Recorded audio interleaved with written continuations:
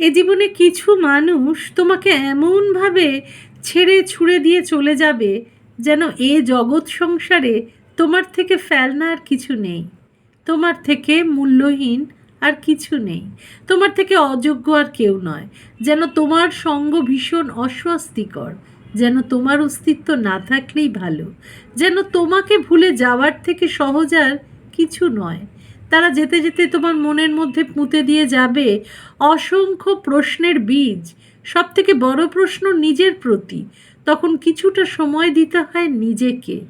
যে প্রশ্নের বীজ পুঁতে দেওয়া হয়েছে মনের মধ্যে তার উত্তর খুঁজতে হয়, এবং তারপর একটা সময় আসে যখন বোঝা যায় কাল অবধি যা ক্ষতি মনে হচ্ছিল আজ মনে হচ্ছে তা ভালোর জন্য ছিল।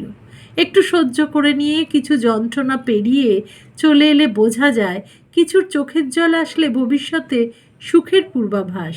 কিছু প্রশ্নের বীজ আসলে ভবিষ্যতের ফুলে ভরা গাছ। কিছু বন্ধ হয়ে যাওয়া দরজা আসলে ভুল ঠিকানা থেকে বাড়ি ফিরে আসার ইঙ্গিত।